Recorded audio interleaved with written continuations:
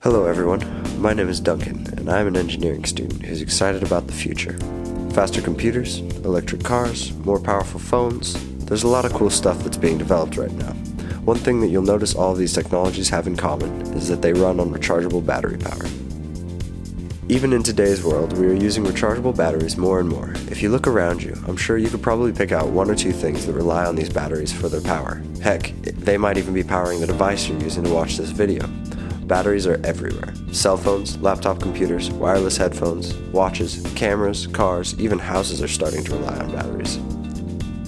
Most of this shift is happening because it's more environmentally friendly, like with electric cars, or because it's more economical, like in the case of residential energy storage. In any case, the battery usually uses a lithium-ion technology, since it's pretty much the best that's widely available right now. But really, how good is this lithium-based battery?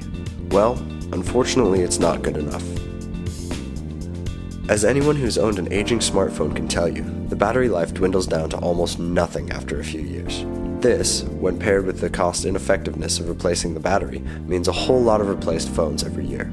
This is expensive to consumers, and a whole lot of electronic waste is generated because of it too, all thanks to an underwhelming battery lifespan. Obviously, the environmental impact of this is pretty big, but we'll get into that later.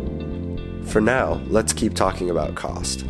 Phones aren't the only things affected by the economic shortcomings of lithium-ion batteries. According to BatteryUniversity.com, the cost of replacing an electric car's worn-out battery pack is comparable to the entire cost of a new gas-powered compact car. Still, the demand for lithium-ion batteries has soared in the past few years, and that means that the supply has been struggling to keep up, according to an article by Brian Eckhouse. It's here before the battery is even made. The environmental impact begins to manifest. One ingredient used to make lithium-ion batteries is cobalt, which is often imported from across the globe.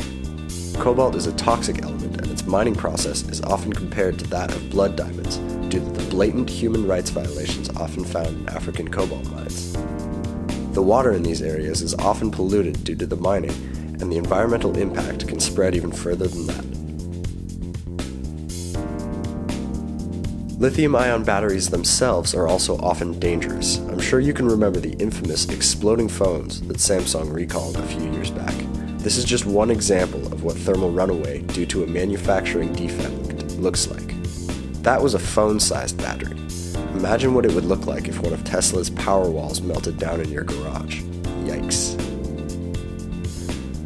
Now, I have to mention that, even considering all of this, I'm not suggesting that we should all run back to one-use disposable batteries and gas-guzzling cars. Those technologies have huge drawbacks as well. That's a really important distinction to make. Lithium-ion technology is a start, and for now, for our purposes, it's pretty good. You just have to understand that it's not perfect, not yet at least. So, I encourage you to do your own research. Educate yourself about what goes into the products you and those around you are buying. The world is working to develop better energy storage technologies, and it's you, the potential buyer of the products that uses such technologies, who decides which companies get paid.